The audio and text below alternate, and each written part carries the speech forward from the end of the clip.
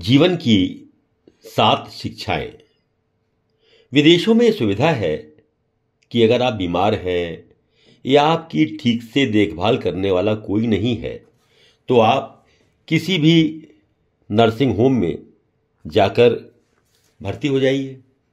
हालांकि इसका आपको बाकायदा भुगतान करना पड़ेगा, लेकिन वहां आपकी पूरी देखभाल हो जाएगी। अभी हमारे भारतवर्ष में इस प्रकार की सुविधा नहीं है। अगर इसका विश्लेषण किया जाए तो इस तरह के नर्सिंग होम विदेशों के ओल्ड एज होम या वृद्धाश्रम से ऊपर की श्रेणी के स्थान कहे जाएंगे।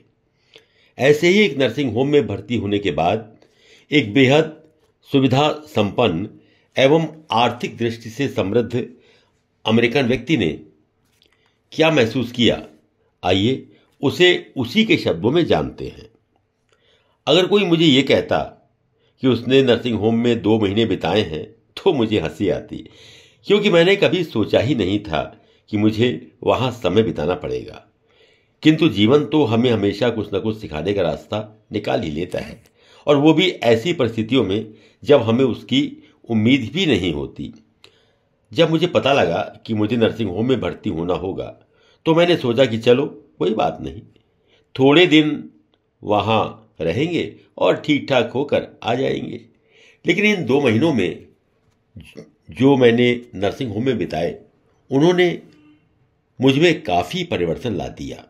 सच कहूं तो मेरी आंखें खोल दी। इससे पहले मैंने कभी भी बढ़ती उम्र के बारे में या मुझे किसी बात पर पछताना पड़ेगा इस बारे में और खुद जिंदगी के बारे में कभी सोचा ही नहीं था। इन 2 महीनों में जो कुछ जिंदगी ने मुझे सिखाया उसमें से कुछ पाठ तो बड़े ही पीड़ादायक थे, लेकिन बहुत सारी बातें ऐसी थीं जिन्होंने मेरे जीवन में और सोच में उजाला भर दिया, और ये सब बड़ी जरूरी बातें थीं। मैं वहां काफी लोगों से मिला।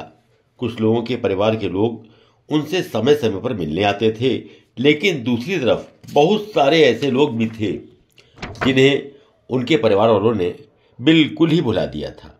कुछ लोग ऐसे थे जिन्हें वहां बड़ी शांति महसूस होती थी, और कुछ लोग ऐसे थे जिन्हें बड़ा पछतावा महसूस हो रहा था।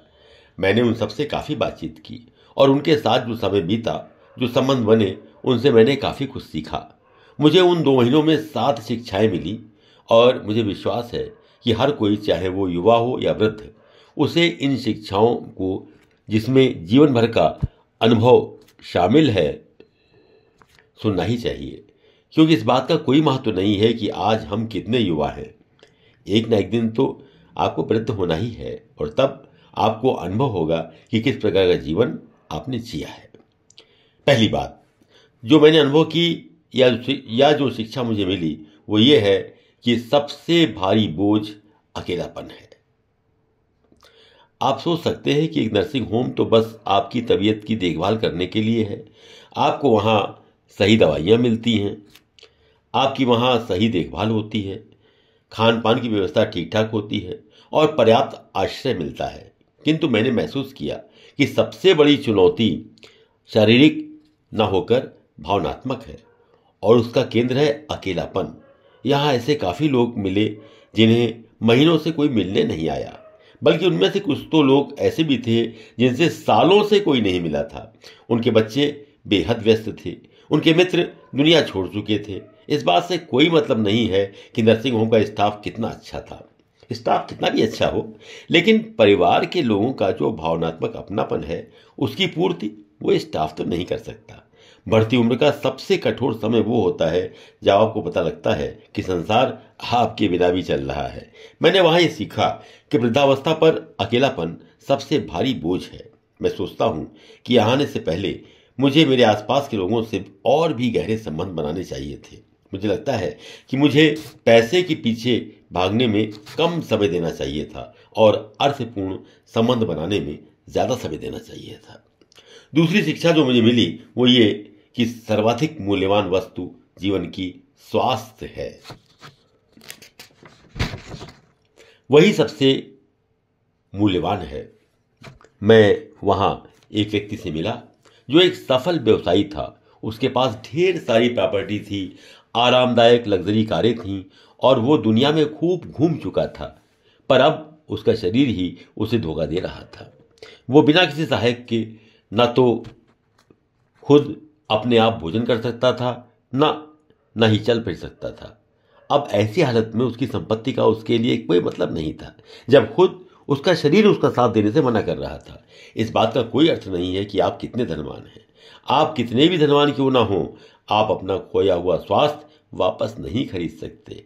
अगर मुझे अपने बीते समय में जाने का मौका मिलता तो मैं अपने शरीर की और बेहतर तरीके से देखभाल करता, व्यायाम करता, स्वास्थ्यवर्धक चीजें खाता पीता और कम से कम तनाव लेता, क्योंकि आखिर में अर्थात अपने जीवन के आखिरी सालों में पैसे का क्या महत्व अगर आप उसके द्वारा आनंद लेने की ताकत ही खो चुके हों।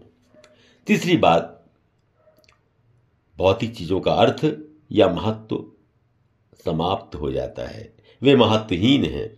मेरे पास एक बड़ा सा घर था जिसमें आरामदायक फर्नीचर, मॉडर्न से मॉडर्न कपड़े, सजावटी सामान जिन्हें मैंने वर्षों में इकट्ठा किया था, ये सब कुछ था। लेकिन अब मैं एक अकेले कमरे में केवल कुछ थोड़ी सी जो ज़रूरी चीज़ें उनके साथ रह रहा था। और पता है, मुझे इन सारी चीज़ों की कमी नहीं खल रही थी, उन चीज़ों की जिनको इकट्ठा करने में मैंने अपने जीवन का काफ़ी हिस्सा बिता दिया था। वो सब मेरे लिए महत्वहीन हो गई थी। अंतिम एक चीज जिसका सबसे ज्यादा महत्व था, वे थी मेरी मधुर यादें और ऐसे लोग जिनके साथ हम यादों को बांट सकते थे। अगर मुझे बीते समय में वापस जाने का मौका मिलता तो मैं ये सामान और चीजों को इकट्ठा करने के बजाय और ज्यादा आनंददायक पलों को इकट्ठा करता।